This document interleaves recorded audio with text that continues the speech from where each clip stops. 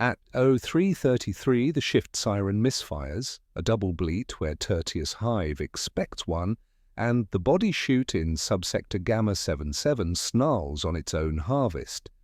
Auger teeth chew, seize, stutter, hydraulics wheeze under the weight of the night's offering. Two Auspex priests step forward as if officiants at routine sacrament, prayer counters clicking dry metronomes over the scrubber's hiss. Names are not spoken, weights and causes are. Fall, asphyx, pressure. The litany of productive passing drones from cracked vox speakers, while servo skulls oil the tracks like deacons tending altars. This is not malfunction, this is function made visible. Death in imperial cities operates as throughput, not tragedy, a scheduled relief to atmospheric budgets and tribute to manufactoria feeding distant wars. The promise of the hive is continuity, the price is systematic attrition. We will examine how doctrine becomes street practice across three urban archetypes: hive, industrial, fortress military, shrine pilgrimage. Our methodology applies consistent lenses: daily function, control mechanism, survival tax, spiritual cost. Watching decisions made in offices become ruptured lungs in corridors. In the Spires climate-controlled archives, Audit Clerk Ione Val marks the siren misfire as variance code Theta 7 and lifts a soot impression of authorization stamps used below. Her day begins with measured air, 11 minutes of enriched oxygen per quarter shift, and numbers pretending neutrality. She does not see the chute except as figures, but notes deviation and its cascade, reclamation crews rerouted, shortfall in worker replacement requiring reconciliation before dawn tribunal. The ledger entry reads, atmospheric efficiency deviation, sector Gamma 77 monitor. Midway down the hive's vertical sprawl, pipe rigger, Rafe cord, braces against thermal groans running the ductwork. The misfire tells him more than any siren: intake dampers will close late, condensate will flash where it should not, and his crew will chase leaks until the lumens dim. He has buried 19 mates since consignment and learned the city's calm looks precisely like this. Under administrative classification, normal conditions, mid-tier strata lose between 8 and 14 of every 1,000 inhabitants daily. This figure represents not rumor but planning assumption. In the underhive's toxic twilight, where sump breath tastes metallic and heat blooms off ancient rockcrete, Recycler Nuck watches the chute mouth for what guilders call opportunity and enforcers call theft. Quick, hungry, already replaced twice in his salvage gang by boys who failed to step back fast enough, he sorts through the mechanical overflow, cloth fragments, identity tags, small tools no one bothers reclaiming. On the wall beside the chute, someone has stenciled a maintenance glyph in oily yellow, concentric petals around a barred circle, numerals nested like seeds in a geometric prayer.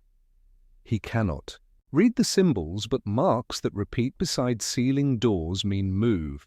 Such glyphs curate the movement of air, heat, bodies, and belief across imperial urban centers. In fortress cities, they double as fire control and kill zone designation. On shrine worlds, they decorate sanctity while incense burns from brackets designed to spray dispersal agents. Whatever the administrative flavor, commissariat, arbites, ecclesiarchy, the logic converges toward a single imperative. The city is a breathing machine weighted toward its own continuance. Acceptable loss constitutes policy, not scandal. Back at the processing chamber, the priests signal completion as a servitor peels away a maintenance panel, revealing the glyph again, this time etched in brass with numbers dotting the rim like a quiet chronometer. Ione will copy these marks for ledger reconciliation. Rafe will feel their timing in atmospheric pulse patterns. Nuck will remember the color and learn to avoid it. The senior cleric's glove leaves a faint smear across the barred circle, as if blessed touch completes some hidden circuit. The statistics paint systematic attrition, that would horrify civilizations less practical than the Imperium. Daily mortality rates between 0.8 and 1.4% represent not tragedy, but optimal efficiency, high enough to prevent resource strain, low enough to maintain productive capacity. The dead feed recycling plants. Recycling plants feed factories. Factories feed the war machine, keeping humanity alive in a galaxy that wants it extinct. As the body chute clears and resumes mechanical digestion, we record the maintenance glyph without translation. Even those living beneath such marks obey by inference. Following schedules they cannot read but cannot escape. The hive calls this calm: no bombardment, no quarantine, no saint's day, swelling the crush. Work resumes within acceptable parameters. We will follow the stamp, the glyph, and the bodies through sister cities and doctrines, tracking how imperial urban planning transforms human lives into administrative resources. 2 questions guide our investigation. What authority does the purge glyph authorize, and who controls its activation? And if this represents calm, what constitutes crisis-level mortality for Tertius Hive? By first bell, the body chute clears, but its cargo has merely transferred to the next phase of Tertius Hive's digestive cycle. The city operates as a closed-loop, human processing system where nothing wastes and everything feeds something else. What jammed in Gamma-77 becomes protein paste by dawn, distributed through vending shrines as corpse starch rations, blessed by servo skulls that print sanctification scripts on each grey brick. The taste is salt, iron, and synthetic sanctity, yesterday's citizens sustaining today's workforce. Administratum tithe tables dictate caloric allotments with bureaucratic precision. Manufacturum standard receives 2,100 calories, penitential rations drop to 1,350, while spire dwellers enjoy discretionary supplements as productivity incentives. The tables also specify permissible shortfall margins, neat columns, where hunger becomes a planning instrument rather than administrative failure. Atmospheric management follows identical hierarchy. Ione Val breathes 20.9% oxygen in her climate-controlled spire office, filtered through multiple purification layers that maintain audit clerk clarity. The air arrives through pneumatic systems that hiss like mechanical prayers, cycling every 43 minutes with measured precision. Her morning ration, 340 grams of corpse starch flavored with synthetic blessing, sustains exactly the vigor required for ledger accuracy without excess energy that might fuel ambition. Mid-hab atmospheric priority drops to 16.4% oxygen, supplemented by stim inhalers distributed during shift changes. Rafe Cord tastes the difference in copper tang and industrial effluvia, breathing air thick with reprocessed organics and metallic particulates. He traces steam leaks through arterial ductwork that carries more than heated water. The same conduits distribute behavioral moderators and mood-stabilizing vapors that maintain docility during ration shortfalls. His atmospheric samplers, disguised as prayer beads, measure elevated particulate counts, suggesting increased recycling throughput.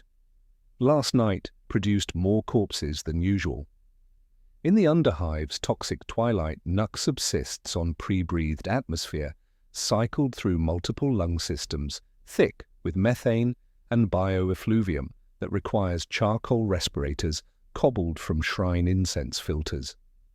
Here, oxygen becomes a scavenged commodity extracted from maintenance shafts in competition with rats and servo cherubs seeking cleaner atmospheric pockets. Waste completes its own pilgrimage through reclamation networks where slag from forged crucibles feeds bacterial cultures, bone ash travels to augmetic paste production, and industrial runoff cycles through magnetic separators extracting precious metals. Nuck sorts through mechanical overflow near vast reclaimers, competing for functional components while breathing air that reeks of mass cremation and chemical processing. Stamped into ductwork throughout these networks, maintenance glyphs repeat with systematic precision. Near Rafe's workstation, protocol Heliotrope 17 appears in Gothic script surrounded by the familiar barred circle, accompanied by Binharic code indicating vent scour sequences triggered by deviation thresholds. 17 protocol variants suggest graduated atmospheric responses, routine scrubbing escalating through comprehensive measures when pressure variance exceeds 3.2% or pathogen counts breach amber warnings. Above the industrial sprawl, St. Drauviren's processional route cuts through market districts like a polished artery, raised 3 meters and paved with blessed marble. Pilgrims call it the Sacred Way, noting gentle curves that invite contemplation. Urban planners recognize different geometry, sight lines optimized for crowd observation, choke points positioned at regular intervals, drainage systems designed for rapid liquid dispersal. The route's elevation provides clear fields of fire from surrounding hab blocks, while its blessed safety serves dual function as riot control infrastructure channeling devotion or containing dissent with equal efficiency. Vertical geography determines survival probability with mathematical precision. Spire dwellers at altitude levels 800-1000 experience 0.1% daily mortality from old age and political miscalculation. Mid-hab residents face the documented 0.8–1.4% daily attrition from industrial accidents and atmospheric toxicity. Under-hive scavengers endure 2.34–1% daily mortality from violence, poisoning, and environmental collapse. The hive's breathing apparatus prioritizes clean air upward while toxic waste settles downward, creating atmospheric stratification mirroring social hierarchy. Imperial urban planning doctrine explicitly acknowledges acceptable losses as operational necessity rather than moral failing. Population density calculations factor death rates into housing assignments, ensuring optimal turnover without productivity collapse. Manufactoria receive workers calibrated to expected attrition, training investments balanced against anticipated lifespan. Ion's morning ledger reveals systematic patterns underlying apparent chaos, tracking atmospheric efficiency across 17 sectors and noting deviations requiring administrative attention. Rafe discovers heliotrope protocols numbered 3, 7, 11, 15, and 17 stamped throughout ventilation networks, suggesting graduated responses to atmospheric deviation. Nuck finds discarded administratum fragments referencing population density optimization and sacred calendar coordination before acid rain dissolves the evidence. The machine sustains itself by consuming its own components, maintaining equilibrium through systematic attrition disguised as natural process. 2 questions emerge. Why does sacred architecture mirror crowd control infrastructure? And when do heliotrope protocols transition from maintenance to population management? The machine's appetite extends beyond corpses and compliance. It extracts survival itself as tribute, transforming breath, sustenance, and hope into administrative currencies. Through complete daily cycles, our 3 subjects demonstrate how the Imperium taxes existence with bureaucratic precision, making basic survival both mandatory and criminal. Ione's spire shift begins with oxygen allocation, 11 minutes of enriched atmosphere per quarter cycle, dispensed through prayer-activated valves requiring devotional recitation. Missing a single liturgical phrase triggers atmospheric penalty, reducing her allotment by 30 seconds, while adding penance marks to her productivity ledger. She has memorized 17 variations of the breath prayer to avoid repetition infractions, each verse calibrated to lung capacity and work requirements. Her morning corpse starch ration arrives blessed and sealed, 340 grams of processed protein, bearing yesterday's casualty count in synthetic vitamin supplements and behavioral moderators that taste of iron and institutional mercy. Mid-hab atmospheric priority drops to survival minimums where Rafe maintains corroded pipe flanges under toxic industrial mist that burns exposed skin and dissolves standard respirator filters within hours. His manufacturum standard ration, 2,800 calories of corpse starch, recycled proteins, and synthetic fats, sustains exactly the vigor required for 12-hour shifts without excess energy for seditious thinking. The atmospheric cocktail includes productivity enhancers and mood stabilizers, metallic vapors that coat his throat while suppressing curiosity about their origin. Through maintenance channels, he hears whispered fragments, "Vents burn tonight." In the underhive's chemical twilight, Nuck scavenges sump markets where acidic runoff dissolves boot soles within days and corrodes metal within hours. His penitential ration, 1,350 calories of lowest-grade corpse starch mixed with industrial byproducts, barely sustains survival while maintaining enough strength for salvage work.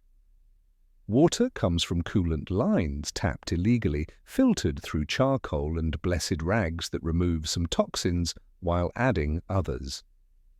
The same rumor reaches him through scrap trader networks. Vents burn tonight. Supplemental nutrition arrives through ecclesiarchy soup shrines, dispensing bless meat, actual organic protein, costing prayer hours and confession data. The queues provide surveillance opportunities while offering psychological supplements to physical scarcity, transforming desperation into devotional gratitude. At midday, evacuation drill Procession A empties Central Plaza in 72 seconds. Vox speakers blare pre-recorded litanies, guiding crowds through blessed processional routes with practiced efficiency, the same sacred geometry that doubles as crowd control infrastructure. Citizens flow through blessed arteries as if the hive swallowed without chewing. Overhead, St. Draviron's route gleams, drains scoured. The same speakers soften to advertise the saint's feast in 2 days, promising spiritual uplift and communal celebration. The operational timelines suggest coordination between religious devotion and emergency protocols. Posted throughout administrative sectors, wall notices bear warnings in legal Binharic, dense technical script readable only by certified clerks and adeptus mechanicus adepts. Ione discovers one such notice near her audit station, Gothic letters surrounding the familiar barred circle glyph. She takes a charcoal rubbing for later translation, recognizing fragments referencing population correction event and atmospheric optimization protocols. The document bears Mechanicus seals alongside administratum authorization, suggesting technical rather than civil authority for population management decisions. Black market necessities flourish beneath official ration systems, creating survival economies that simultaneously sustain and condemn participants. Rafe trades maintenance access codes for counterfeit respirator filters that extend working life by weeks while marking him for summary execution if discovered.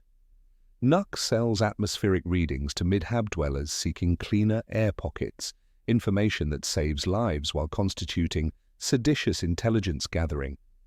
Ione exchanges ledger access for Saint Bone dust stimulants that maintain audit accuracy during extended shifts, transactions violating 17 administrative regulations. These survival strategies expose individuals to summary punishment while keeping them functional enough to meet productivity quotas. The Imperium's genius lies in making basic survival illegal, then selectively enforcing violations to maintain optimal population pressure. Citizens must choose between slow death through official channels or quick death through survival attempts, creating administrative flexibility in managing human resources. Water from coolant lines carries industrial toxins alongside life-sustaining moisture. Counterfeit filters protect lungs while marking users as seditionists. Saint Bone stimulants enhance productivity while constituting heretical substance abuse. Every survival strategy contains its own punishment mechanism, ensuring the machine can eliminate excess population through either compliance or resistance. The rumor, "Vents burn tonight," gains urgency as atmospheric readings spike across multiple sectors. Heliotrope protocol markers appear on previously unmarked ductwork. Saints' Feast preparations accelerate while evacuation drill frequencies increase. Two questions crystallize from the convergence. What qualifies populations as excess requiring correction, and how do feast preparations and evacuation drills share operational timelines? The whispered phrase "Vents burn tonight" carries different urgency in Cadrin Fortress City, where it becomes Aegis cleanses and sounds less like warning than operational briefing.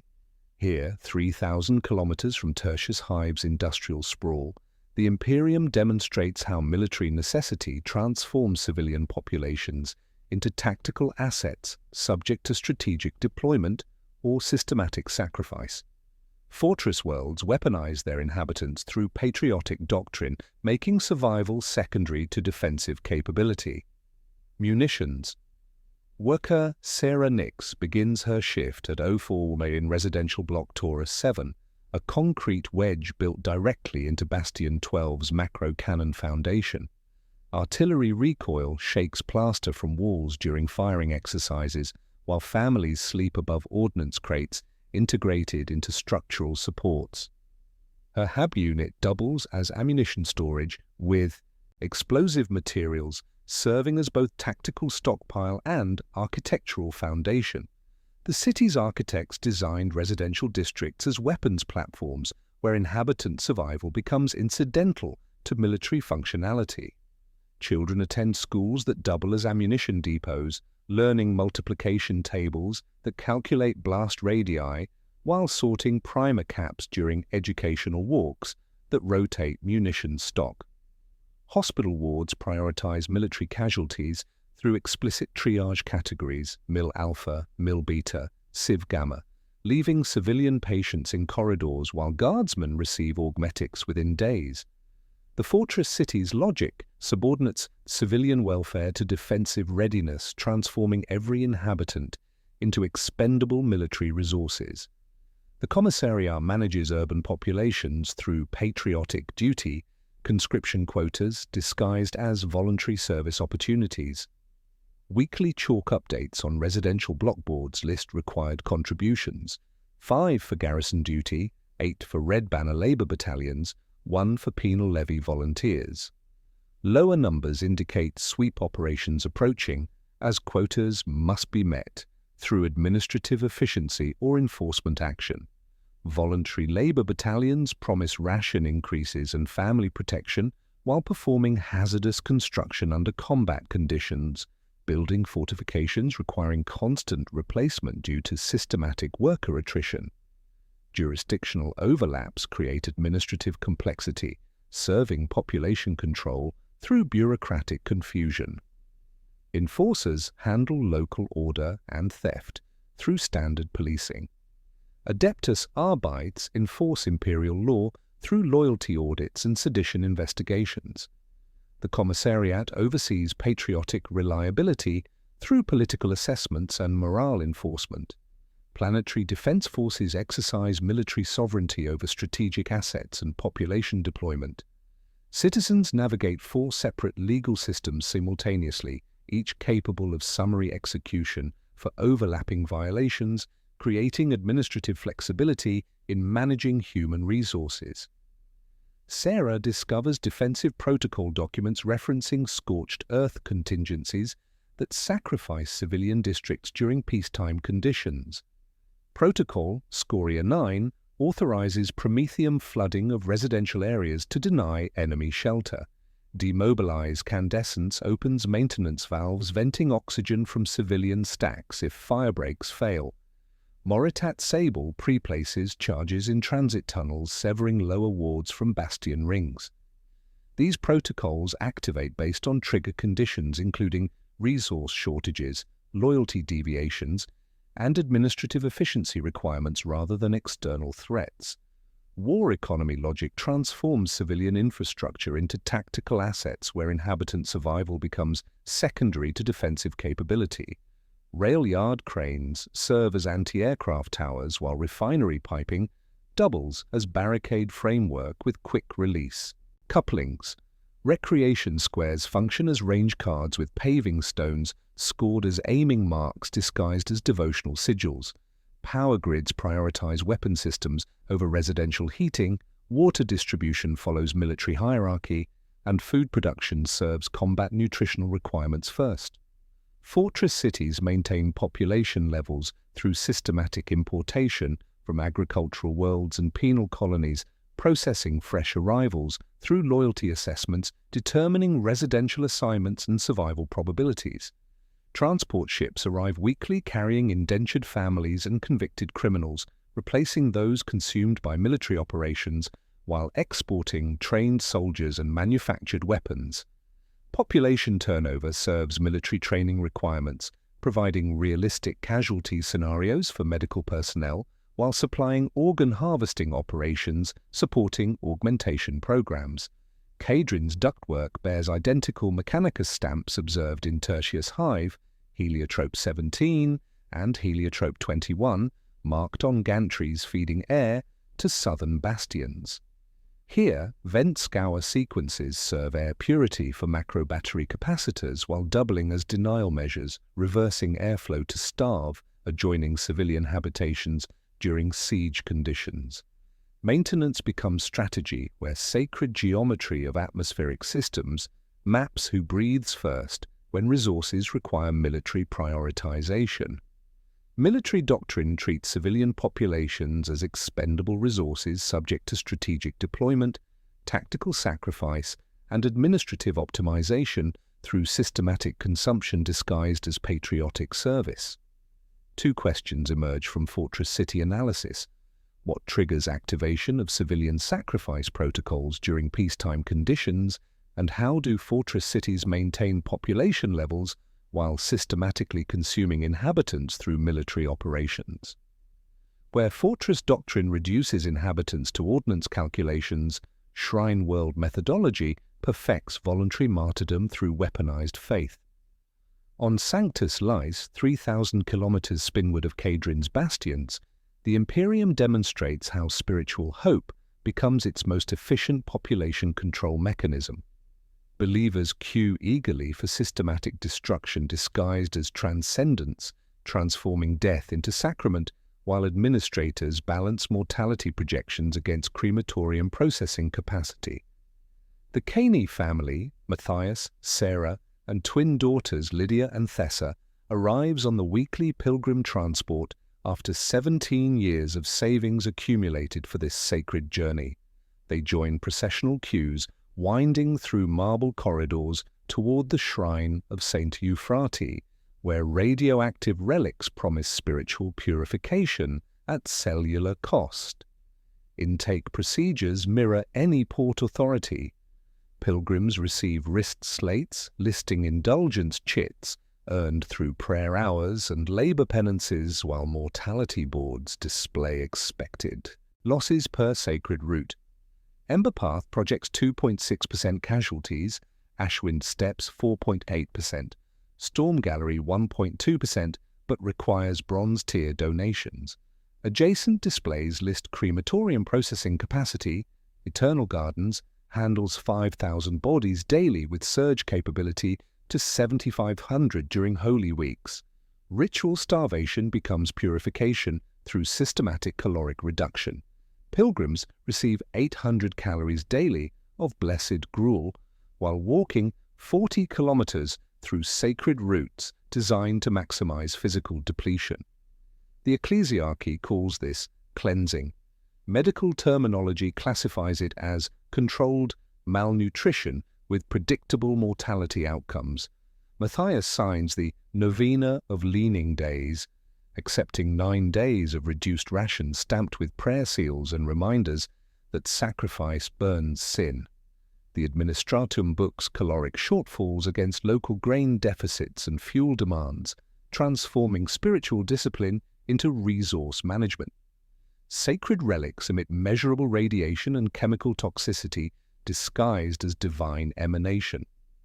The crown of St. Euphrates registers 847 roentgens per hour, while blessed bones of St. Caius leak promethium derivatives causing respiratory failure disguised as divine ecstasy. Pilgrims pay indulgence chits for extended exposure time, purchasing cellular destruction through devotional commerce. At the furnace of breath reliquary, believers inhale thick, sweet smoke with metallic undertones, incense cones, spitting blue fire when moisture activates chemical compounds. Confessors distribute cloths soaked in holy water that leaves medicinal sting and bitter aftertaste, suggesting industrial additives beyond saffron and resin. Confession operates as sacrament and surveillance through listening servitors disguised as devotional cherubs. Booths accept whispered sins as vox transmissions, ciphered and relayed to cogitation banks where adepts produce heat maps correlating vice clusters with sedition risk matrices. Sarah confesses pride in her needlework. Her name enters surveillance files while receiving penance assignment, scrubbing ventilation systems, exposing her to toxic cleaning compounds, promising spiritual cleansing through chemical purification. The ecclesiarchy transforms punishment into intelligence gathering while maintaining spiritual justification for forced surveillance. Ceremonies carry documented mortality rates published in actuarial tables. The rite of sacred immersion drowns 3.7% of participants in blessed waters containing industrial toxins causing organ failure.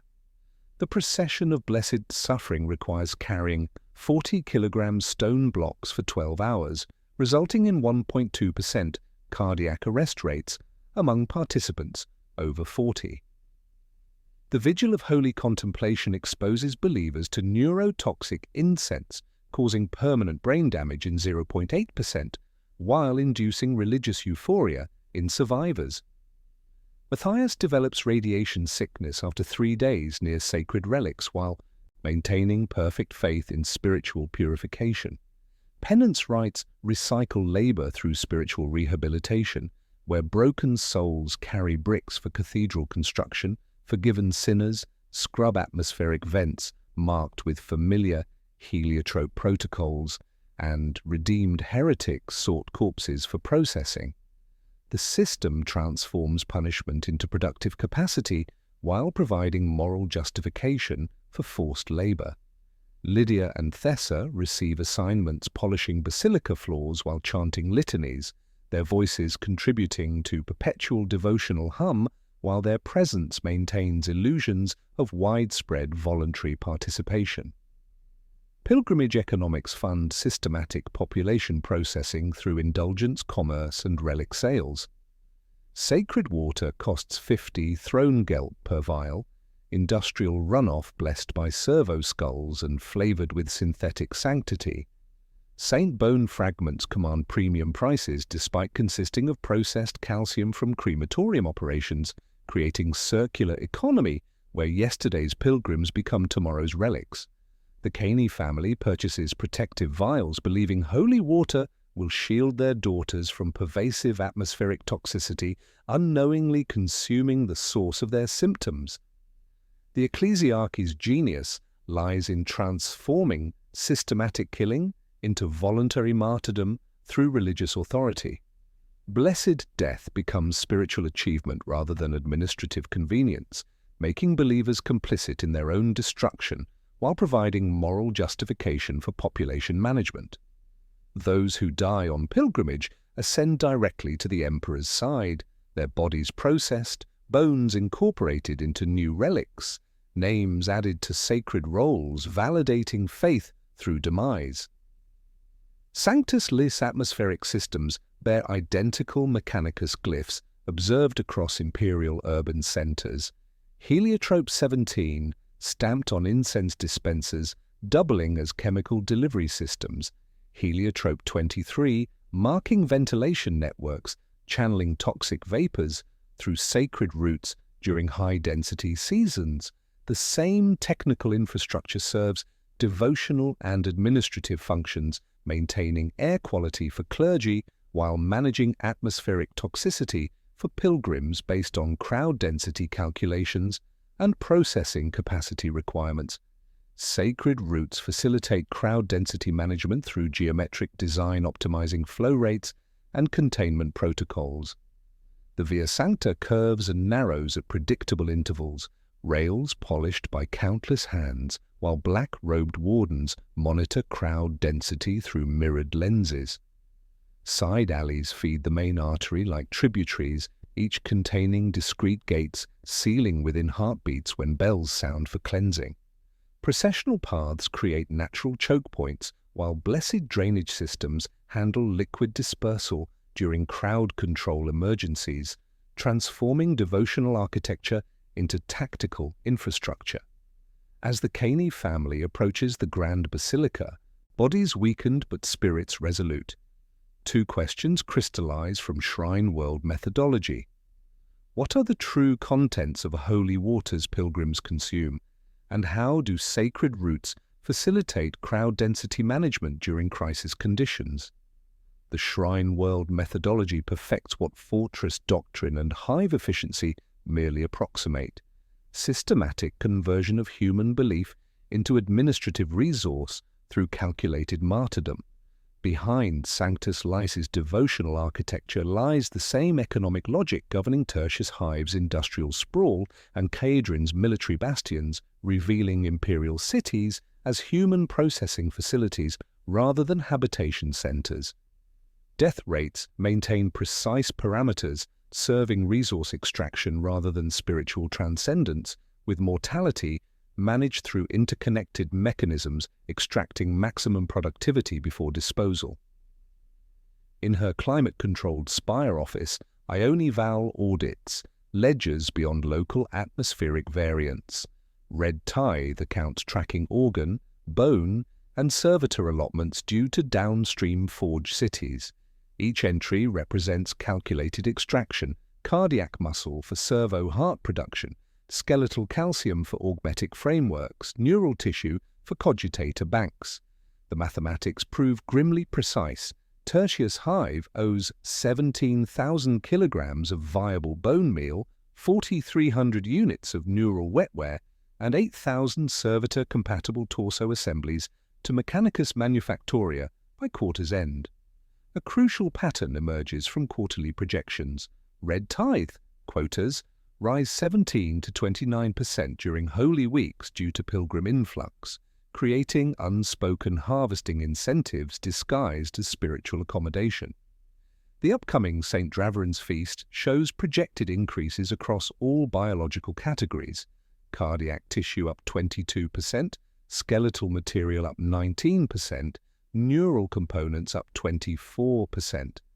Sanctus Laes processes 5,000 bodies daily through crematorium facilities, expanding to 7,500 capacity during sacred seasons, but organ extraction occurs before incineration through medical procedures disguised as last rites.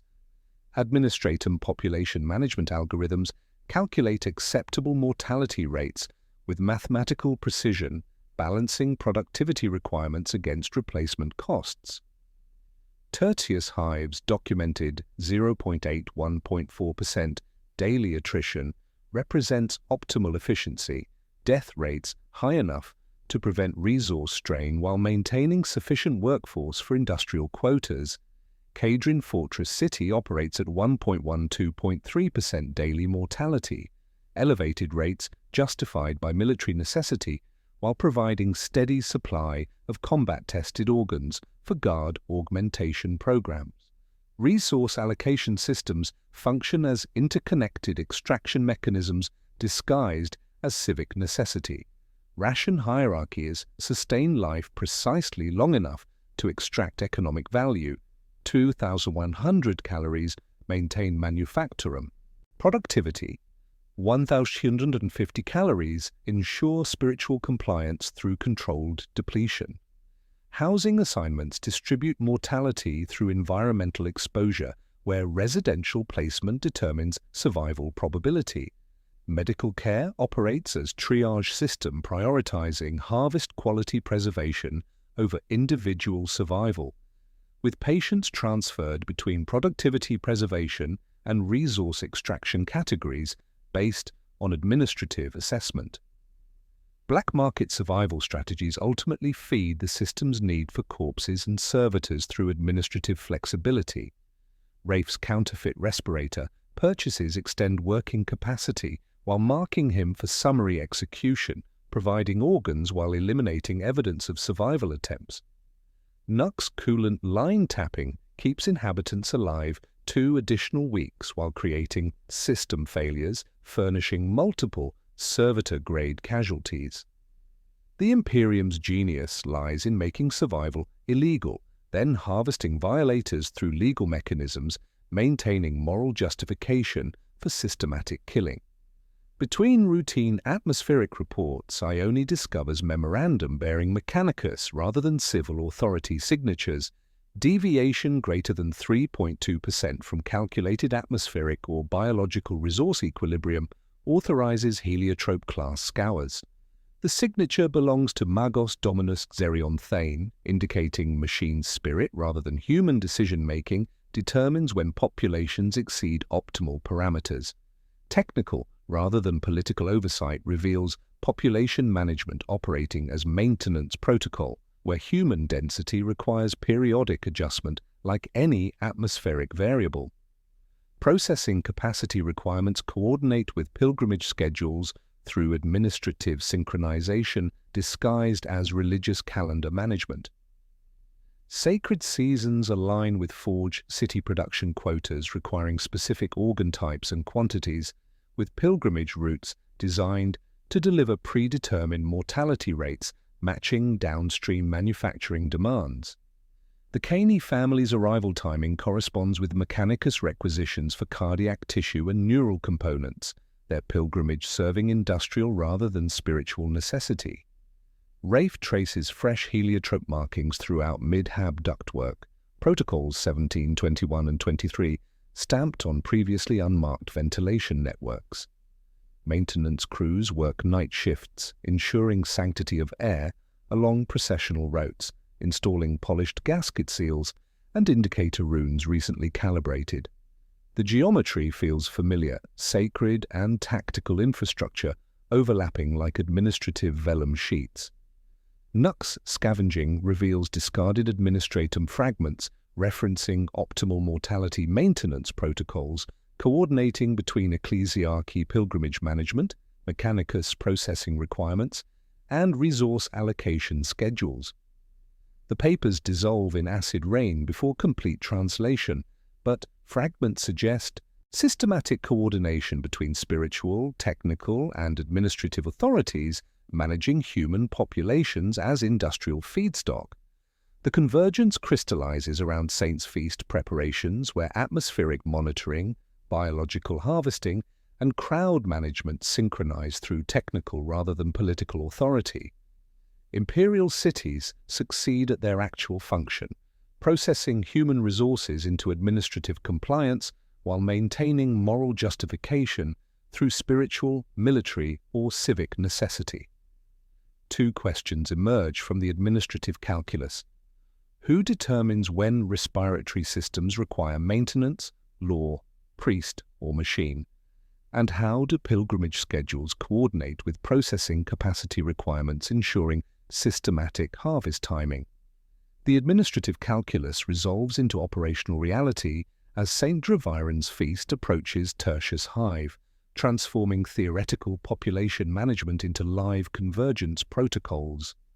Machine spirit determinations override human hesitation, while moral authorities provide spiritual justification for systematic processing disguised as crowd safety.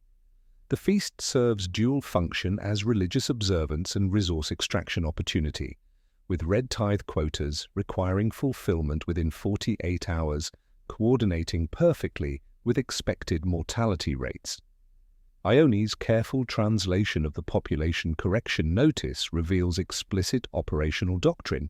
Crowd density event threshold exceeded, apply kettling containment protocols per Arbeits Manual Section 7 Delta. The warning bears 3 coordinated signatures: Ecclesiarchy Blessing, Administratum Authorization, Mechanicus Technical Approval, indicating predetermined rather than emergency response. Her ledger shows current processional influx approaching 71,000 pilgrims against safe capacity of 47,000, with additional shrine ships scheduled before dawn, creating atmospheric strain beyond scrubber capability. Saints' processional route transforms from polished marble artery into compressed human pipeline, as shoulder-to-shoulder pilgrims generate body heat, raising ambient temperature beyond ventilation parameters.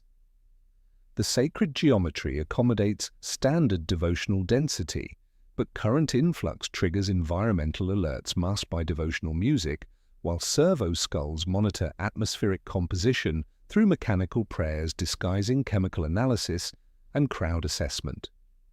Faith operates as logistics through systematic data collection, disguised as spiritual accommodation. Confession queues building outside Saints' Chapel feed surveillance networks where listening servitors pass whispered sins into demographic profiles and sedition risk matrices.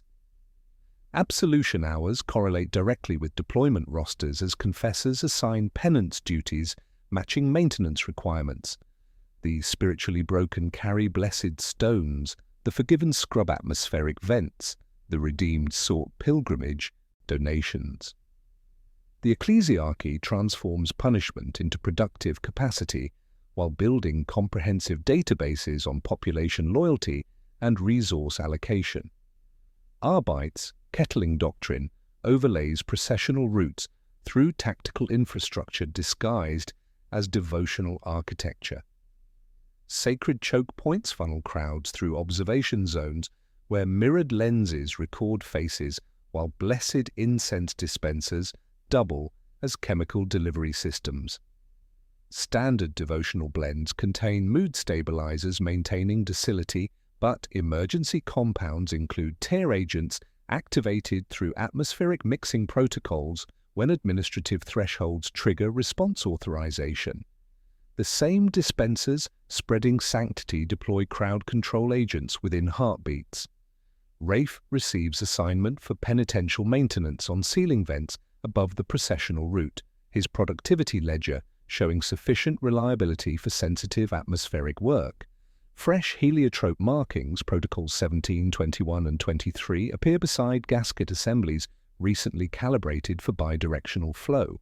Standard operation draws contaminated air upward, but reversed configuration forces heated gases downward for rapid atmospheric displacement. His checklist includes emergency reversal confirmation, ensuring crowd dispersal capability during sacred events. Nuck infiltrates the procession, seeking pickpocketing opportunities among distracted pilgrims, his underhive survival skills navigating compressed crowds while avoiding enforcer patrols. The density creates perfect theft cover while providing close observation of fresh drainage grates positioned at tactical intervals rather than devotional geometry. The polished metal suggests recent installation capable of handling liquid dispersal during emergency crowd control, water, chemical agents, or worse. Through devotional hymns masking technical announcements, a tinny vox repeats Heliotrope 17 armed at moderate volume, the mechanical prayer disguising authorization confirmation. Atmospheric monitoring stations display readings approaching critical thresholds, while pathogen indices and civil unrest indices create dual threshold system for purge authorization.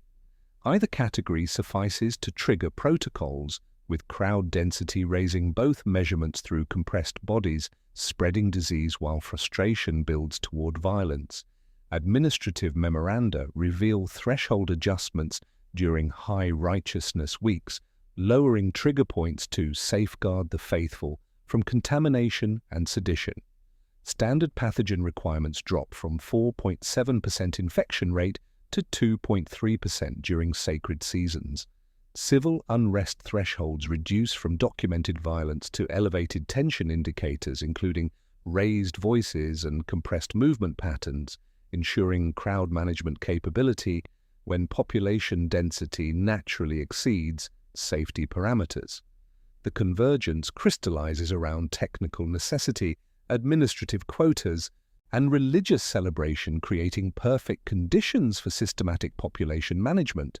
Atmospheric strain, biological harvesting schedules, and crowd density measurements align through coordination between spiritual, technical, and administrative authorities, managing human populations as industrial feedstock while maintaining moral justification through sacred observance. Two questions emerge from convergence protocols as the feast machinery engages. Can sacred celebration become administrative purge within single breath when thresholds trigger systematic response? And what actually determines activation? Riot conditions, pathogen readings, or predetermined policy schedule coordinated with processing capacity requirements?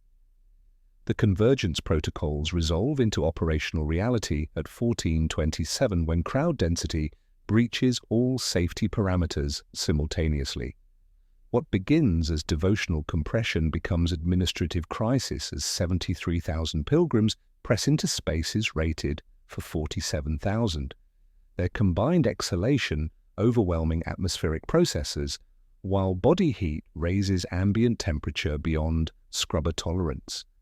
The trigger arrives not through spontaneous violence but through systematic accumulation disguised as organic overflow.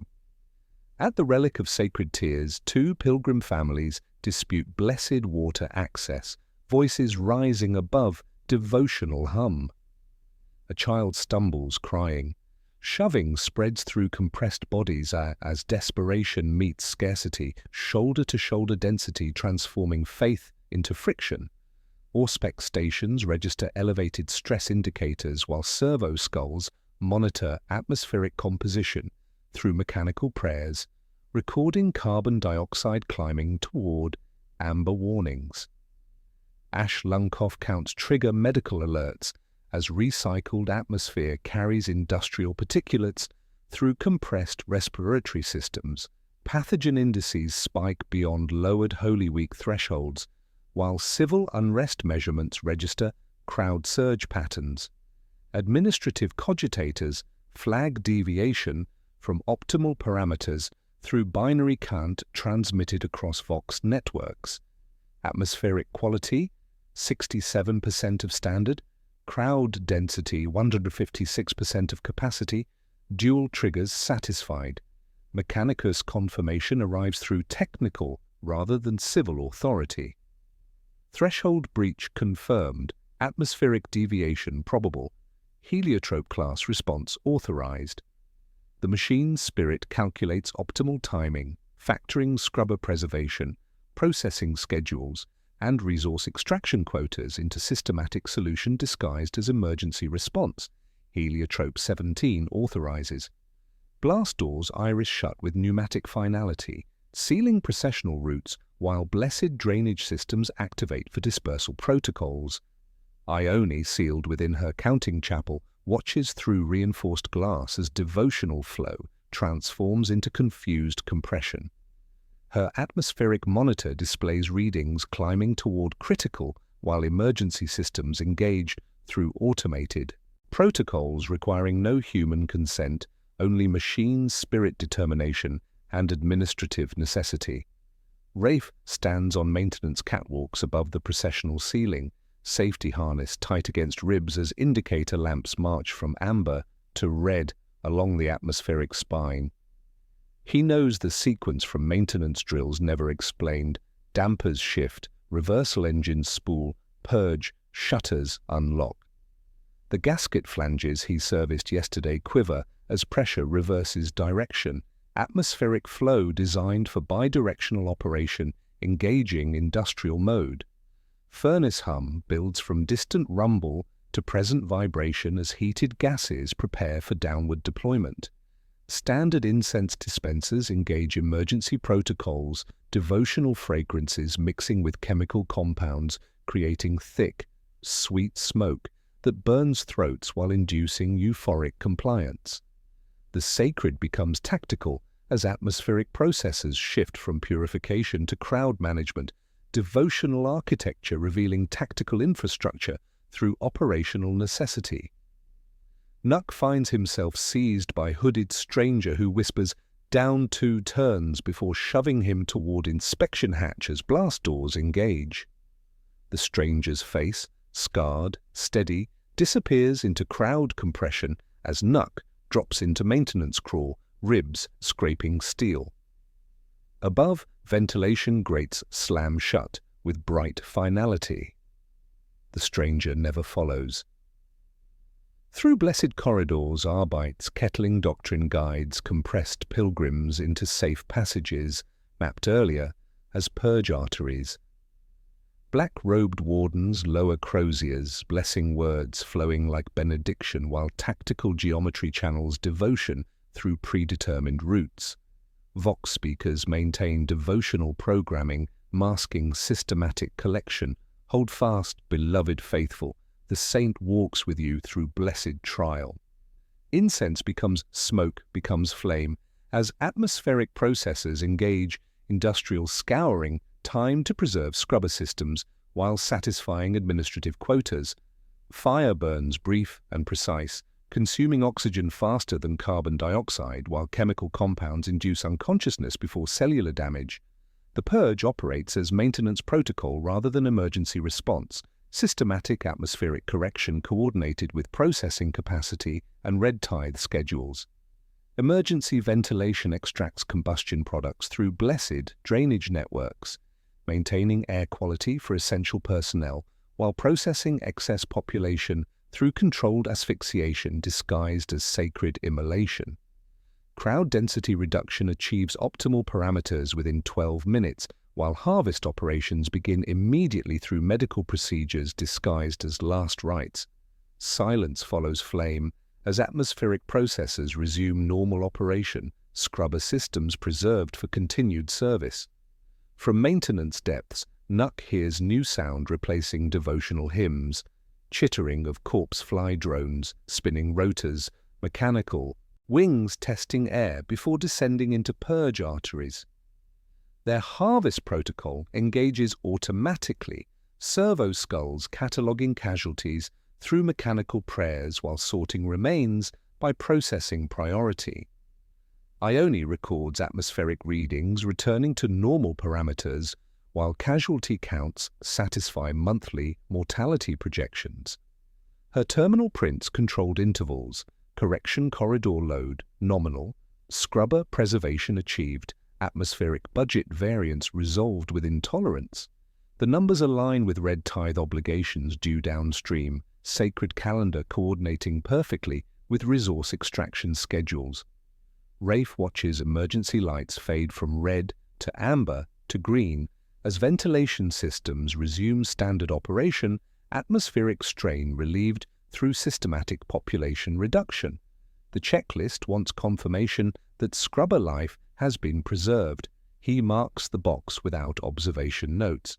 The feast achieves dual success, spiritual observance completed through martyrdom, while administrative necessity fulfilled through systematic processing. Sacred celebration becomes administrative purge within single breath as predetermined protocols engage through technical authority, revealing coordination between religious calendar and resource management disguised as crowd safety response. Two questions crystallize from the sanctified scour. Was the purge operationally necessary to prevent atmospheric collapse, or administratively convenient to satisfy processing quotas? And how do harvested bodies balance imperial resource ledgers while maintaining moral justification for systematic population management? The fire burns brief. The accounting endures. By 17, atmospheric processes resume standard operation while Corpse Guild servitors descend through blessed drainage networks, their mechanical prayers masking sorting protocols as systematic processing disguises sacred ritual. The harvest operates with liturgical precision where each casualty serves predetermined function in imperial resource allocation martyrdom becoming administrative throughput within hours of population correction. Guild adepts sort, tag and weigh remains according to processing hierarchies established through technical specification and devotional ordinance. Bodies arrive categorized rather than mourned: adult, robust, undernourished, lung, compromised, augmetic, present for reclamation. Cardiac tissue suitable for servo heart production receives blessed preservation in sanctified coolant, while servo skulls record organ weight through mechanical prayers. Skeletal material destined for augmetic frameworks undergoes ceremonial grinding, as bone priests chant catechisms of calcium content and structural integrity. Neural tissue viable for cogitator banks requires careful extraction through medical procedures disguised as final benediction, brain weight, and synaptic density measured through devotional assessment. Red tithe servitors arrive in lockstep, beneath clicking magos supervision, bearing requisition scrolls from downstream forge cities and matching organ specifications to manufacturing orders with systematic efficiency. Their processing protocols transform sacred remains into industrial components: cardiac muscle for servo hearts, bone meal for augmetic slurries, rendered fats for votive candles burning in distant shrines. Each organ matches requisition orders like bolt to breech, circular economy perfecting itself through systematic recycling, where yesterday's pilgrims become tomorrow's sacred implements. Tithe Officer Mordian Vex reads the Catechism of Sacred Numbers, where each casualty line meets obligation requirements through devotional accounting. His ledger transforms suffering into satisfaction, mortality into manufacturing quotas fulfilled through spiritual necessity. Loss units 3,416. Atmospheric correction achieved 1.1%. Obligations satisfied: bone meal 17 metric tons, neural wetware 412 units, fatty substrates 800 kilos, candles for approaching Vigil Week 12,000 units. The mathematics prove divinely inspired, columns meeting lines while seals validate completion. The primary revelation emerges through administrative documentation discovered during audit reconciliation. Ione, working under duress at her terminal, finds calendar grids showing heliotrope purge windows pre-scheduled across high righteousness weeks, each marked with projected cleanse throughput and linked tithe receipts. The authorization signatures predate crowd assembly by weeks, mechanicus requisitions coordinating with administratum shortfalls and ecclesiarchy feast scheduling through systematic planning rather than emergency response. Sacred calendar coordination with processing capacity reveals governance disguised as crowd safety, atmospheric thresholds deliberately lowered to ensure trigger conditions during optimal harvest timing. This represents neither system failure nor spontaneous violence. This constitutes Imperial urban management functioning precisely as designed. Ione stamps ledger entries recording population correction, achieving monthly atmospheric budget, while satisfying red tithe obligations through systematic processing. Her terminal displays coordination matrices between tri-institutional authorities operating in perfect synchronization, ecclesiarchy, maintaining devotional authority through martyrdom theology, mechanicus receiving manufacturing materials through technical processing, administratum achieving population management through atmospheric optimization. Each institution benefits while maintaining moral justification through specialized doctrine, cooperative efficiency disguising systematic murder as maintenance necessity. Rafe patches scorched ductwork where reversed atmospheric flow damaged standard infrastructure, his maintenance reports noting successful scrubber preservation through controlled population reduction. Emergency protocols functioned optimally, atmospheric strain relieved, processing capacity satisfied, infrastructure preserved for continued operation. His checklist includes notation that heliotrope systems require periodic activation, maintaining optimal atmospheric efficiency, systematic purging disguised as emergency maintenance, preventing gradual degradation through population pressure. From maintenance depths, Nuck emerges clutching prayer beads fused to metallic fragments, saint bone relics melted during atmospheric purging, sacred calcium bonded to industrial components through chemical processes. The fusion creates artifacts where devotional materials merge with technical infrastructure, spiritual and mechanical elements unified through systematic processing. The stranger who saved him never emerged, becoming another anonymous unit in red tithe accounting. The systematic killing serves multiple imperial institutions simultaneously through coordinated resource extraction disguised as spiritual necessity. Governance operates through tri-party cooperation, where sacred, technical, and administrative authorities synchronize population management as renewable industrial feedstock while maintaining institutional legitimacy through specialized moral frameworks. Population management protocols designed for peacetime atmospheric correction suggest exponential expansion during actual warfare when resource requirements and casualty authorization multiply beyond current parameters. If atmospheric strain justifies systematic population reduction during religious observance, military necessity authorizes vastly greater processing capacity through expanded heliotrope protocols and reduced trigger thresholds.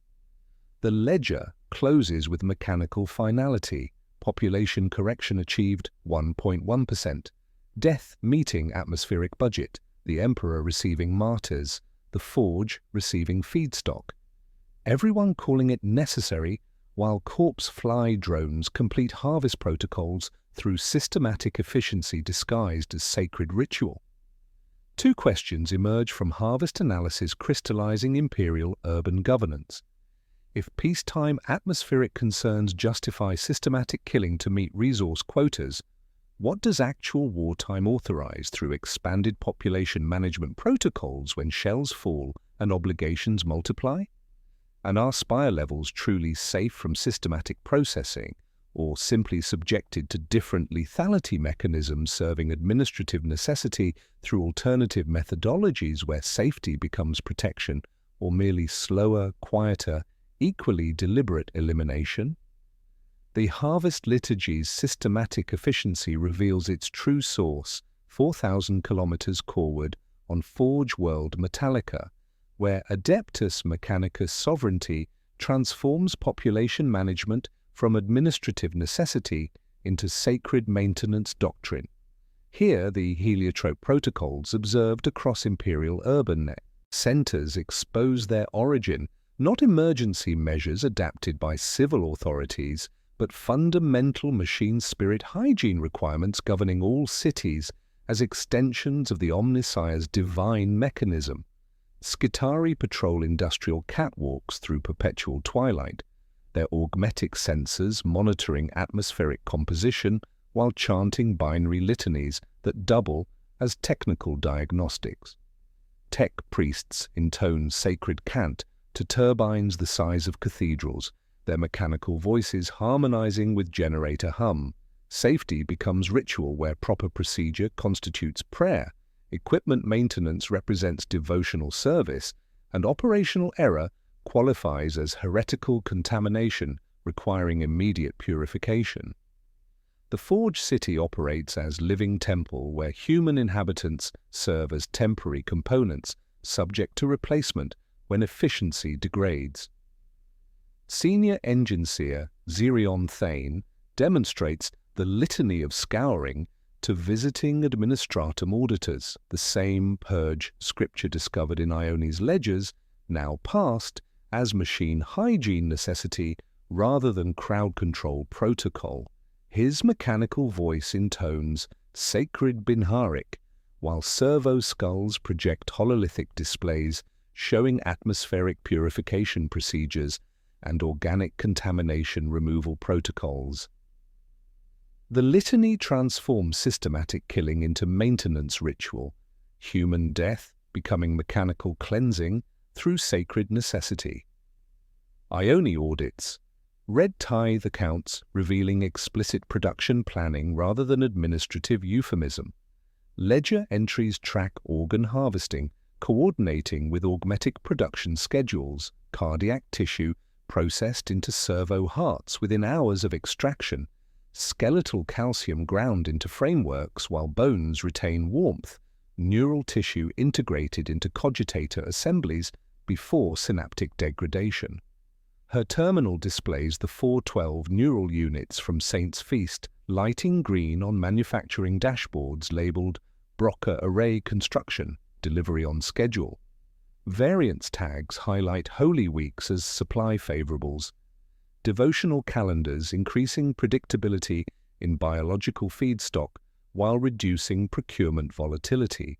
Rafe recognizes familiar glyphs throughout Metallica's atmospheric networks. Heliotrope 17, 21 and 23 stamped on ventilation systems identical to those serviced in Tertius Hive. The maintenance schedules he follows originate here, atmospheric management doctrine distributed to civilian authorities through technical specifications disguised as safety requirements. His demonstration of reversal competency above turbine throats reveals muscle memory serving mechanical necessity, lock, latch, test, seal. Procedures calibrated for population correction rather than crowd dispersal. Systematic hazards operate as quality control mechanisms disguising population management through industrial accidents following statistical patterns. Coolant floods freeze work crews when atmospheric processes require human-free operation, liquid nitrogen creating instant casualties while preserving machinery from organic contamination.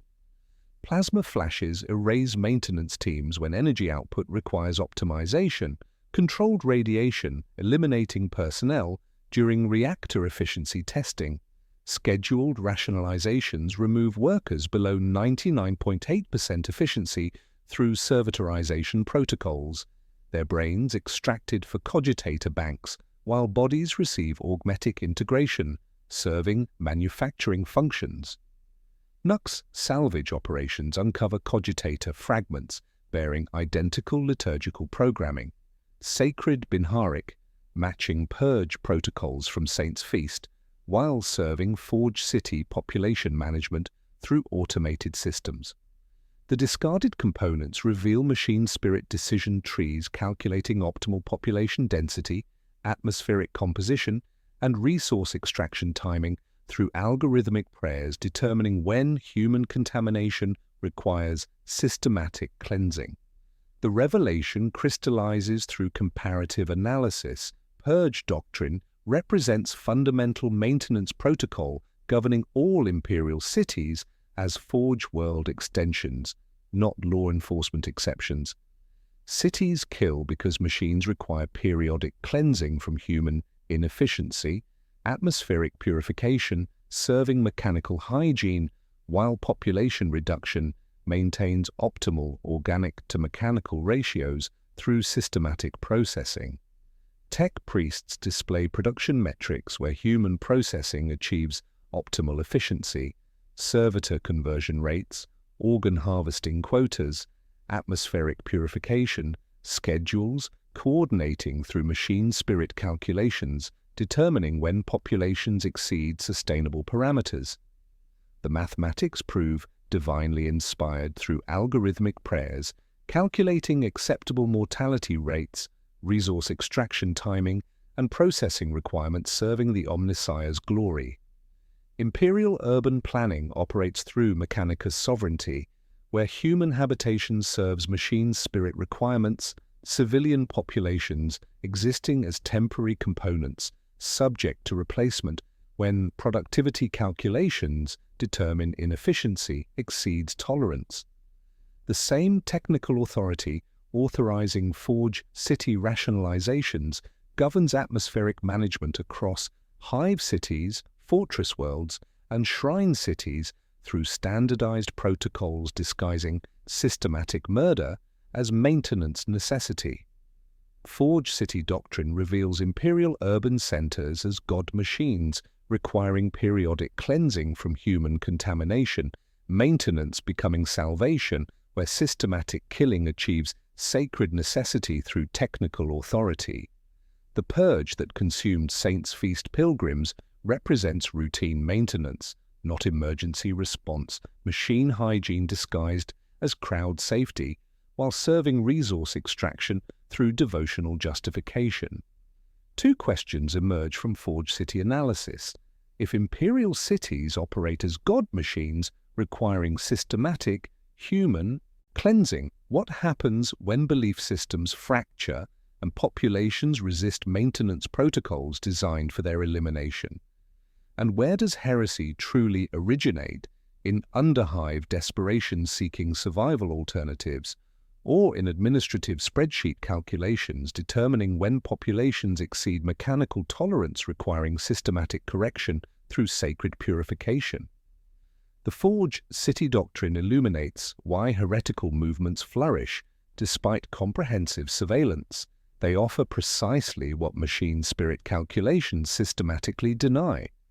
Where atmospheric processors tax every breath through prayer-activated rationing, genocidal occults promise air without ledger. Where red tithe quotas require systematic organ harvesting, chaos penitent circles offer family bonds without administrative separation. Where survival itself becomes criminal through black market necessities, forbidden faiths provide community without confession data, mining disguised as spiritual accommodation. The pathology begins with hope denied through systematic design. In underhive tunnels beneath Tertius Hive, hybrid cultists gather around stolen atmospheric processors providing clean air without 11-minute devotional restrictions. Their children breathe freely while imperial citizens queue for oxygen allotments dispensed through liturgical recitation.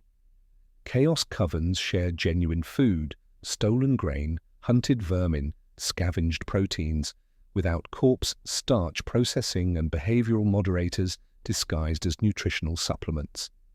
The forbidden faiths succeed by offering basic survival without administrative taxation. Ioni's audit reveals how confession data from Shrine World operations seeded targeted Arbites raids across multiple sectors. The surveillance networks disguised as devotional accommodation provided comprehensive intelligence on sedition risk clusters, family associations, and resource-sharing patterns through whispered sins passed into demographic profiles. Each confession generated raid targets while providing spiritual absolution, creating a circular system where seeking forgiveness furnished evidence for systematic elimination. The raids furnished pretext metrics authorizing subsequent heliotrope activations through manufactured civil unrest indicators. Resistance to arrest created violent statistics, family members protecting heretics generated sedition data, and community solidarity qualified as conspiracy evidence. The serpent devours its own tail while administrative authorities call systematic entrapment cleanliness through law enforcement necessity. Purges sweep excessively wide through guilt by association algorithms, calculating contamination spread through social networks. Nux Protector, the scarred stranger who saved him during Saints' Feast purge, disappears during routine loyalty sweeps targeting anyone present during heretical gatherings. The stranger's crime providing survival assistance to designated expendable population during systematic processing, qualifying as seditious interference with administrative necessity. When Nux searches the meeting place afterward, only scorch, shadow, and prayer beads fused to grip mark where the man stood. Ione discovers sealed Arbites report bearing classification stamps. Pilgrimage route demonstrates optimal effectiveness as crowd kettling corridor. Recommend standardization across Shrine World installations. The euphemism achieves totality, sacred architecture designed explicitly for population management while maintaining devotional justification through spiritual necessity. Adjacent to her terminal, a sealed order marked Exterminatus Contingency authorization unopened, sits like digital reliquary, proof that larger levers always exist beyond atmospheric purification and population correction protocols. Survival rules circulate through whispered networks attempting to preserve life within killing systems, count vents, avoid speakers during siren change, follow incense backward upwind, trade prayer chits not script, cough into machine oil cloth, memorize purge glyphs, never confess specifics. Yet these strategies create intelligence networks rivaling heretical organizations while exposing practitioners to summary execution for survival attempts. The rules protect until they become the trap. Blessed routes, polished by countless feet, become kettling corridors. Atmospheric readings shared for safety constitute seditious intelligence gathering. The administrative mind views systematic murder as routine maintenance, while survival constitutes sedition. Citizens must choose between slow death through official channels or quick death through survival attempts, creating administrative flexibility in managing human resources while ensuring optimal mortality rates through systematic design.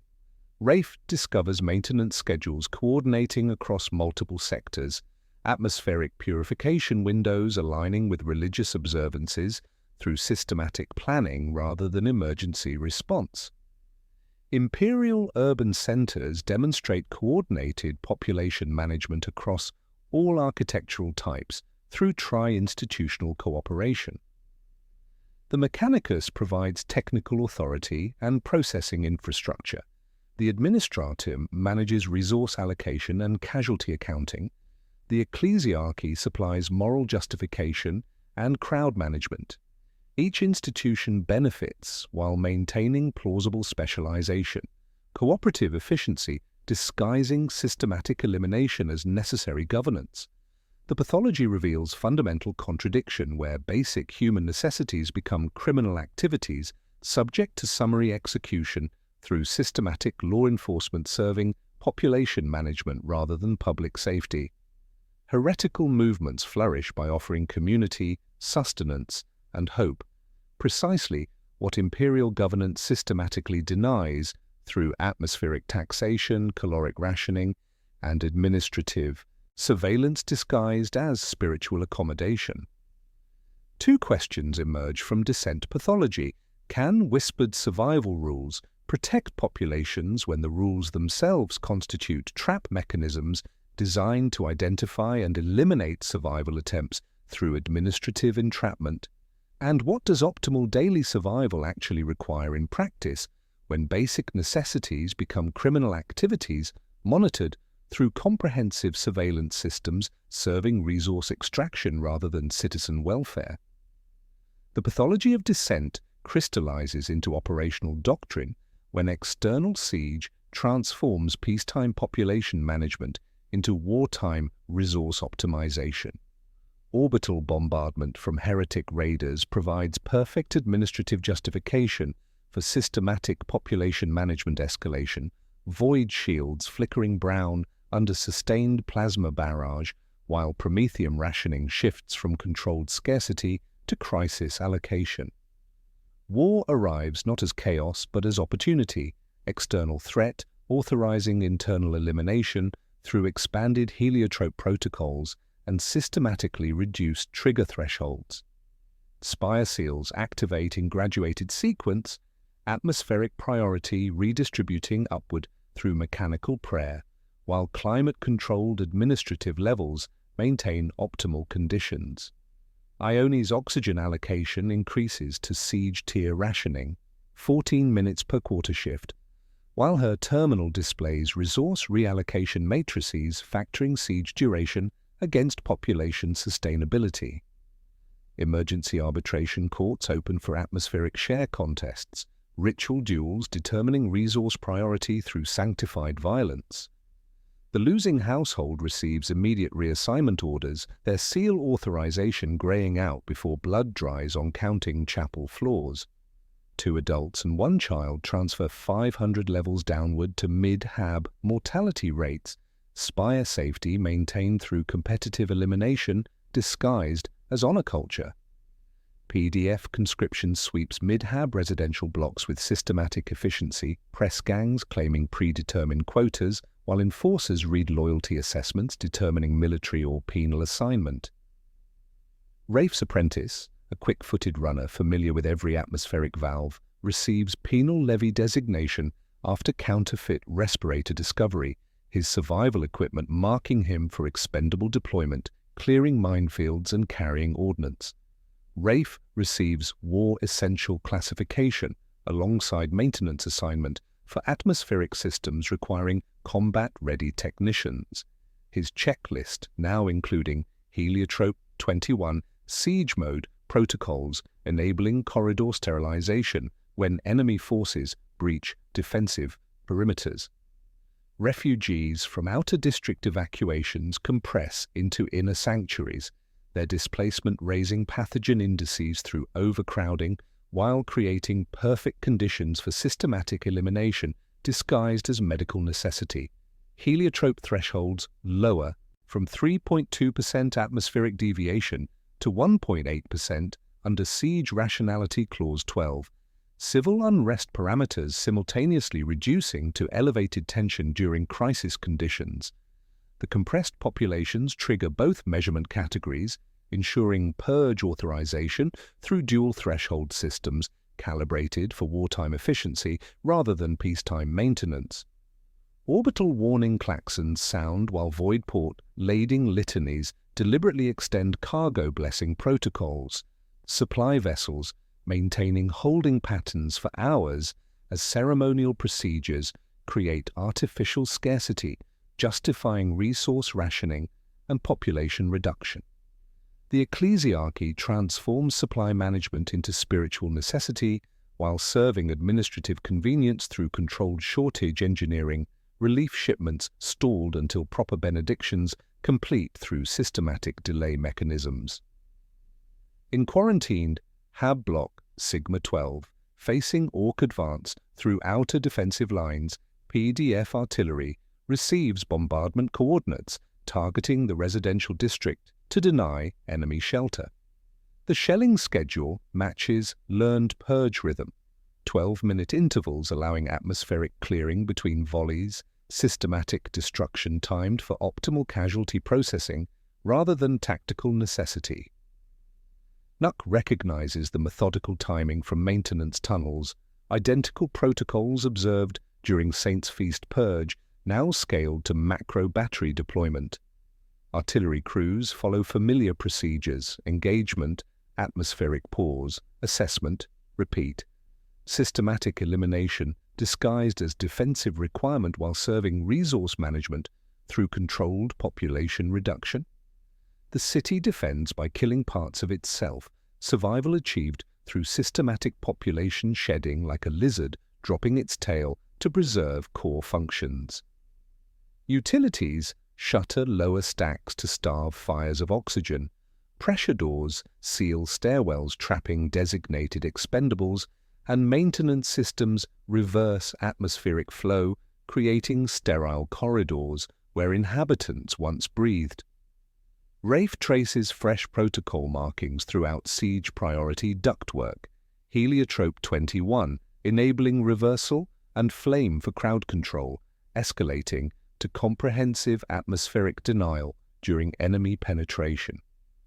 War economics demonstrate how external conflict scales urban deadliness through expanded authorization rather than increased external danger.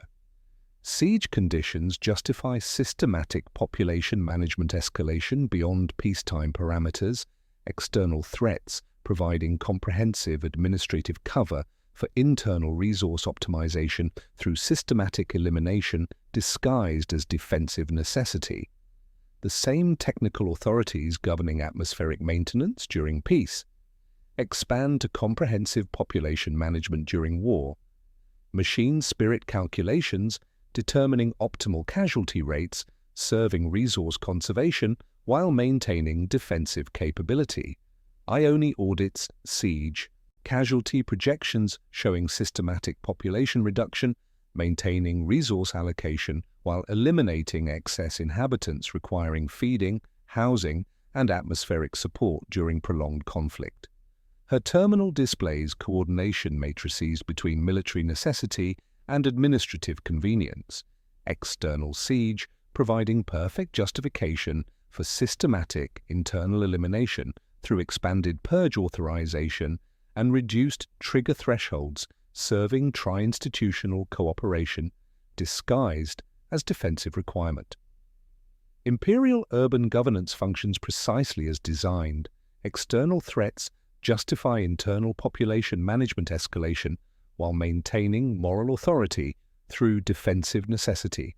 Cities survive by systematically eliminating inhabitants, war providing administrative opportunity for comprehensive resource optimization disguised as military requirement rather than governance choice. The question emerges with mechanical certainty. How do survival protocols function when survival itself becomes administrative category, subject to systematic management through expanded authorization, where individual preservation conflicts with resource optimization serving collective necessity disguised as defensive requirement?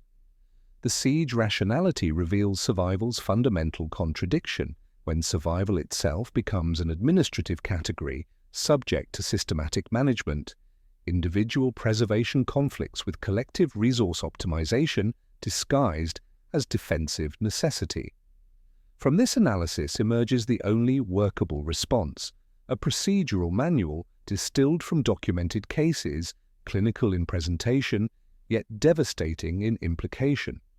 What follows constitutes neither heroism nor hope, but choreography beneath a machine that requires inhabitants useful, then gone, count atmospheric vents in every occupied space.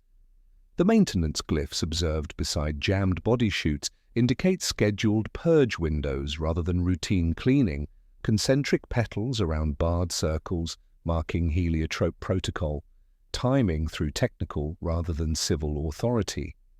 When numerals shift from 17 to 21 or fresh stamps appear overnight, evacuation becomes survival necessity.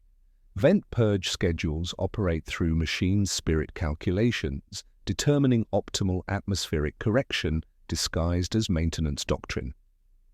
Avoid vox speakers during siren change intervals when mechanical prayers mask authorization confirmations. The double bleat preceding systematic processing indicates protocol engagement rather than equipment failure, audio distortion serving operational coordination while maintaining devotional camouflage.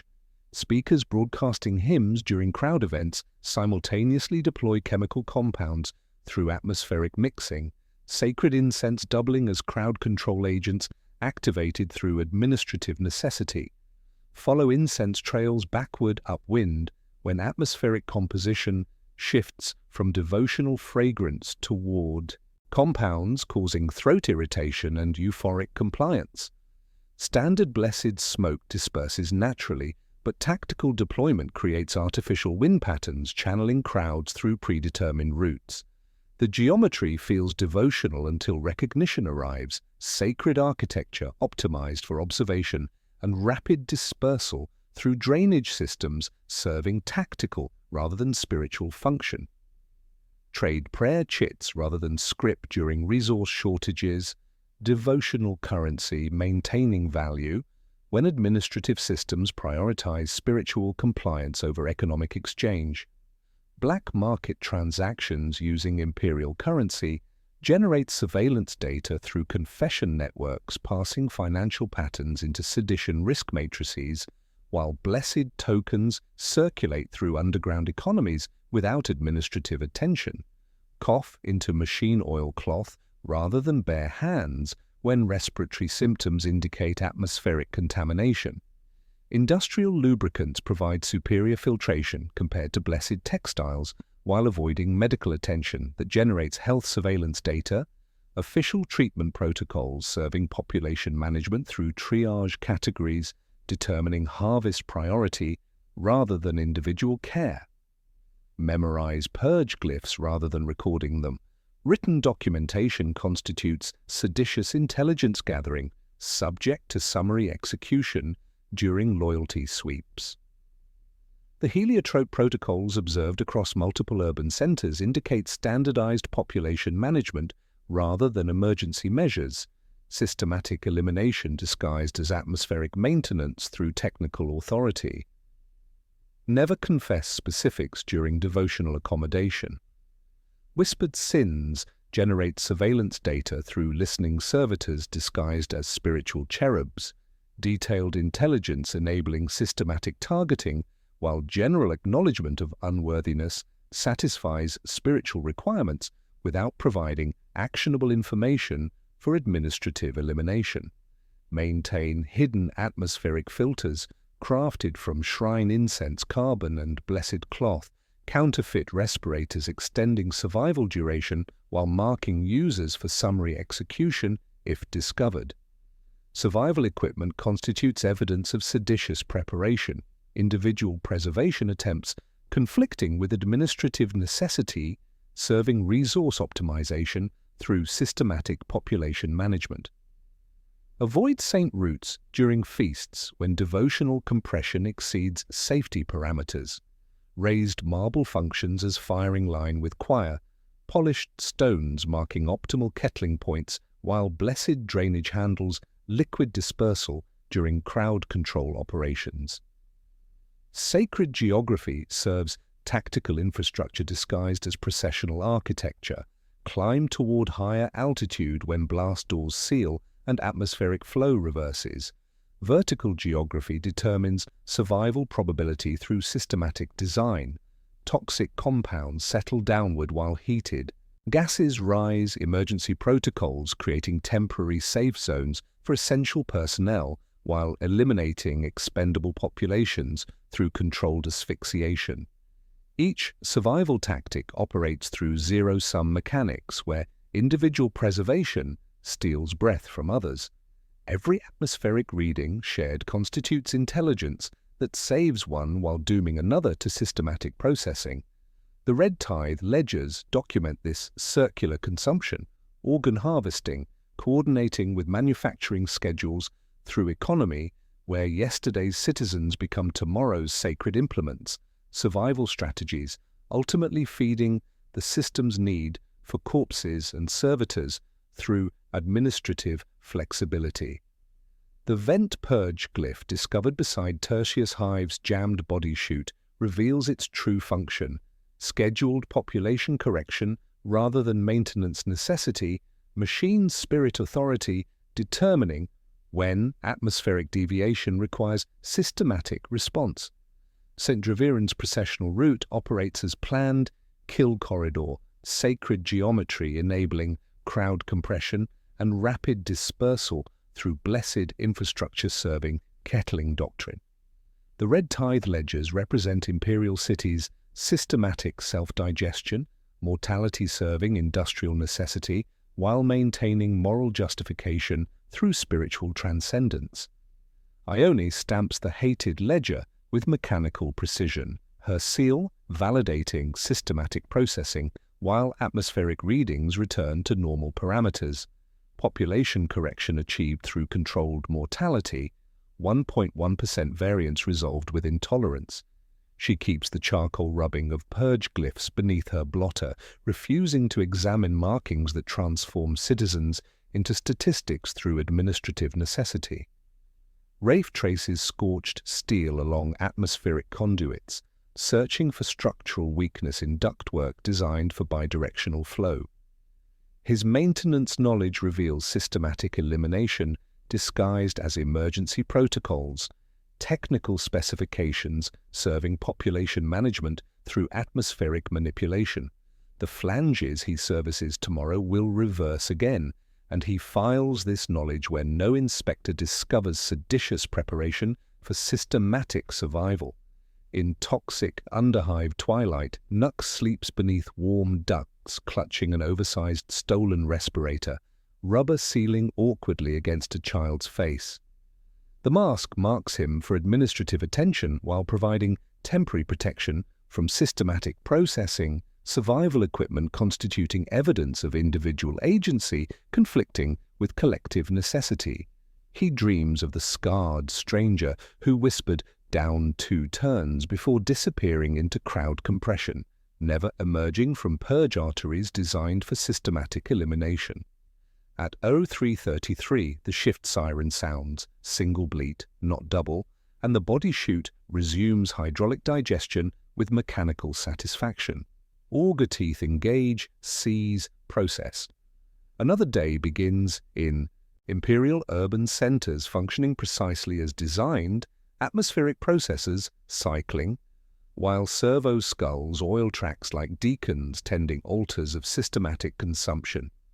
Survival failure results not from individual weakness, but from cities' fundamental purpose excluding inhabitant survival as primary objective. Imperial urban centers succeed at their actual function, processing human resources into administrative compliance while maintaining moral justification through spiritual, military, and technical necessity. The machine breathes, the ledger balances, the harvest continues, count the vents, avoid the speakers, follow the incense backward, upwind, and breathe as if someone else paid for it, because they did.